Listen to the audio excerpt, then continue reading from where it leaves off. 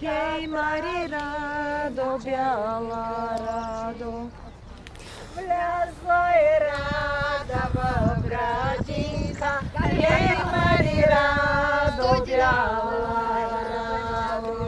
Природният еликсир с неповторимо и до днес качество.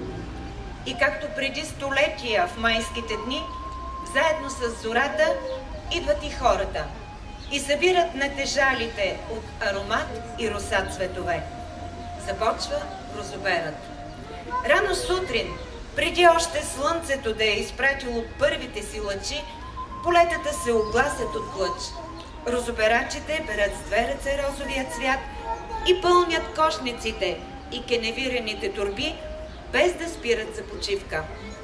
Беритбата трябва да приключи най-късно до 9 часа, защото се знае, концентрацията на етеричното масло в розовия цвят е най-голяма именно от 4 до 8 часа сутринта, когато се задържа благодатната роса. Набраният розов цвят берачите предават на стопанина, който го съхранява на сянка и предава за дестилация в казаните, откъдето се отделя скъпоценния дар – розовото масло.